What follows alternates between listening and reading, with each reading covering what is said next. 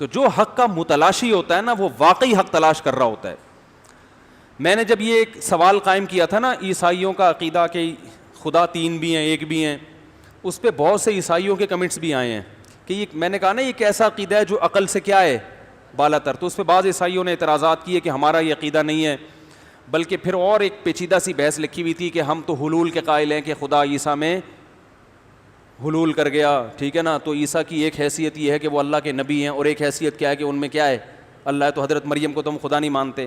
بھائی آپ نہیں مانتے, آپ کا ایک فرقہ تو مانتا ہے نا. تو آپ جس اصل بات جو فوکس کرنے کی ہے وہ یہ ہے کہ مذہب کی بنیاد ایسی چیز سے شروع ہو رہی ہے جو کھوپڑی میں نہیں آتی,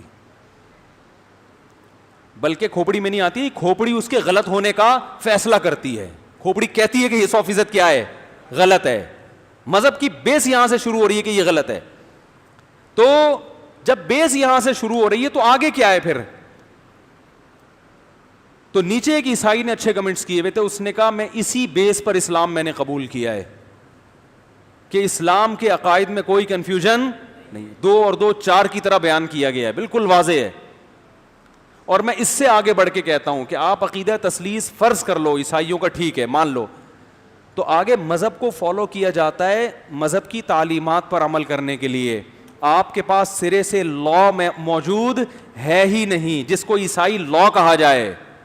ہے تو بتاؤ نا ہمیں, ہمارے پاس تو لا ہے نا بھائی. ہماری فقہ کی کتابیں ہیں, کوئی غیر مسلم اسلام قبول کرتا ہے ہم درجنوں کتابوں کا نام دے دیتے ہیں, یار وضو کے مسائل اس کتاب میں لکھے ہوئے ہیں, غسل کے مسائل اس کتاب میں, وضو کیسے کرنا ہے غسل کیسے کرنا ہے اس کتاب میں لکھا ہوا ہے, وراثت کے مسائل اس کتاب میں لکھے ہوئے ہیں, خرید و فروخت کے مسائل اس کتاب میں لکھے ہوئے ہیں, نکاح طلاق کے مسائل اس کتاب میں لکھے ہوئے ہیں.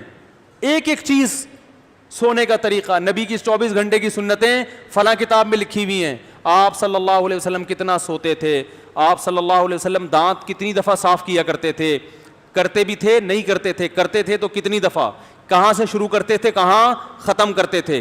آپ صلی اللہ علیہ وسلم ناخن کاٹنا, یہ اسلام نے اس کا حکم دیا ہے کہ نہیں دیا, کاٹنے ہیں کہ بڑھانے ہیں, داڑھی کاٹنی ہے کہ بڑھانی. سکھوں کے پاس تعلیمات نہیں ہیں, انہوں نے کہا مونچھیں بھی بڑھاؤ داڑھی بھی بڑھاؤ. گوروں نے کہا مونچھیں بھی کاٹو داڑھی بھی کاٹو. اسلام نے کہا نا نا نا نا, لا ہے نا اللہ کی طرف, داڑھی بڑھاؤ اور مونچھیں گھٹاؤ. ایک ایک چیز, یعنی آپ کی لباس کیسا ہو, آپ کا لائف اسٹائل کیسا ہو.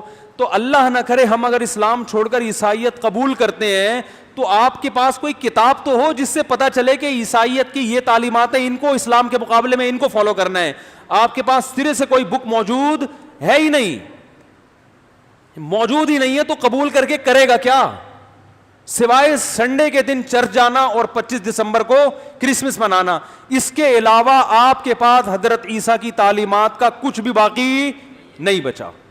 باقی یہ کہ سچ بولنا چاہیے جھوٹ نہیں بولنا, یہ تو اقوام متحدہ بھی کہتی ہے, اس کے لیے عیسائی ہونے کی کیا ضرورت ہے. ارے یہ تو یونائٹڈ نیشن اور یہ ساری دنیا مانتی ہے سچ.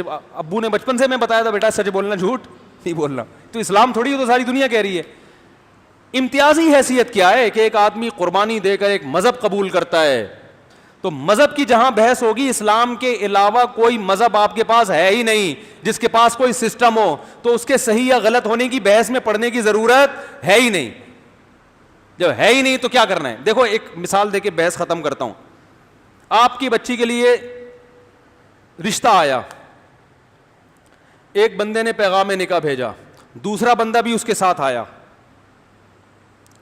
اب آپ کیا کر رہے ہو, دوسرے نے پیغام نکاح بھیجا نہیں ہے, اب آپ کہہ رہے ہو یار دونوں میں سے داماد کس کو بناؤں, میں تحقیق کروں گا دونوں میں زیادہ اچھا کون سا ہے.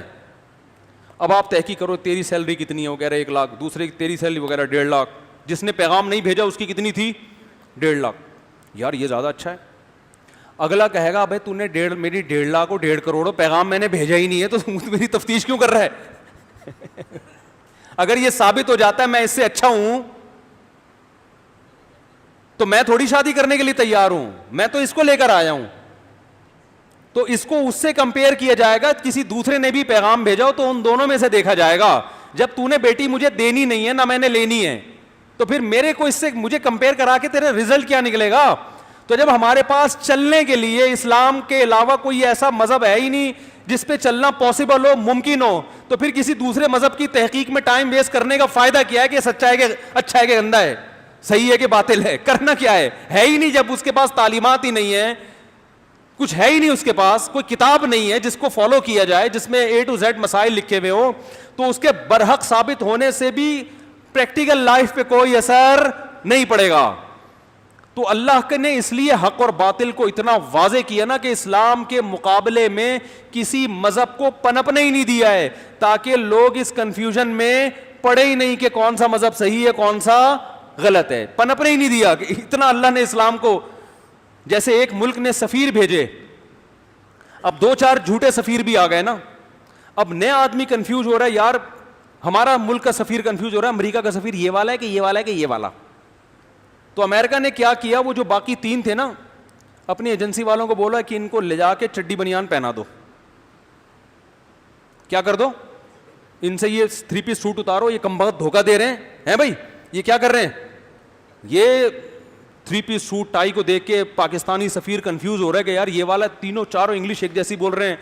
تو امریکہ کیا کرے گا, امریکہ بولے گا ان تینوں کو اٹھاؤ, اپنی پولیس بھیجی اس نے, ان کو اٹھاؤ اور ان سے کوٹ پینٹ چھینو اور چڈی بنیان, دھوتی بنیان یا چڈی بنیان پہنا دو, تاکہ پاکستانی سفیر اس کنفیوژن میں ہی نہ پڑے کہ یہ والا ہے کہ اس کو پتہ چل جائے گا بھائی یہ نہیں ہو سکتے. تو اللہ تعالیٰ نے اسلام کے مقابلے میں کسی مذہب کو پنپنے دیا ہی. کنفیوژن میں پڑھیں کہ یار ہندوازم کا اسلام سے مقابلہ کرائیں یا عیسائیت کا, پھر دیکھیں کون سا صحیح ہے. اللہ نے کہا اس کے علاوہ تمہیں کسی کے پاس تعلیمات ملیں گی نہیں. تبھی مفتی صرف مسلمانوں میں ہوتے ہیں, غیر مسلموں میں مسائل بتانے والے مفتی نہیں ہوتے. روحانی پیشوا ہوتے ہیں دم درود والے, مسائل بتانے والے وہ صرف کہاں ملیں گے آپ کو, اسلام میں. یہ لقب صرف مسلمانوں کے مذہبی لیڈر کے پاس ہے. عیسائیوں میں پادری ملے گا, مسائل بتانے والا نہیں, وہ وراثت نہیں بتائے گا کہ باپ مر گیا تو بیٹے کو کتنی وراثت, پادری کبھی نہیں, اس کے پاس ہے ہی نہیں بتانے کے لیے. وہ کہے گا لا کو فالو کرو. جبکہ ہمارے ہاں عدالتیں ہمارے پاس فتویٰ بیچتی ہیں کہ مفتی سے پوچھو کہ کتنا. کل ایک مسئلہ آیا, طلاق کا مسئلہ گیا ہوا تھا عدالت میں, میاں بیوی میں پھڈا ہو رہا تھا, کوئی کہہ رہا تھا ہو گئی ہے, کوئی کہہ رہا نہیں. تو عدالت جج پریشان تھا, اس نے کہا کسی مفتی سے فتویٰ لے کر آؤ کہ ان الفاظ سے طلاق ہوتی ہے یا نہیں. تو ہمارے ہاں تو جامع رشید میں آتے رہتے ہیں, عدالت سے آتے ہیں, عدالت فتویٰ مانگتی ہے, بھائی ہمیں نہیں پتا, مفتی سے فتویٰ لکھواؤ. وراثت کے مسائل بہت دفعہ, تو وجہ کیا ہے کہ وہ اسلام کی روشنی میں فیصلہ کروانا چاہتے ہیں لوگ. تو عدالت خود کیا کرتی ہے, بھائی مفتی سے پوچھو, کسی بڑے دارالفتہ سے پوچھو. تو یہ اللہ تعالیٰ نے اسلام کے مقابلے میں کسی کو پنپنے بولو بھائی دیا ہی نہیں, یہ بحث ہی ختم کر دی. تو باطل کو پہچاننا اتنا زیادہ ٹینشن والا کام نہیں ہے, 2 منٹ کا کام ہے, بشرطے کہ انسان کھوپڑی کا صحیح استعمال, اور انگلی توڑنے والوں سے کیا رہے, ہوشیار, کہ سوائے اور یہ وسوسے پیدا کر کے آپ کے ایمان کو کیا کرتے ہیں, خراب. اللہ تعالیٰ عمل کی توفیق عطا فرمائے.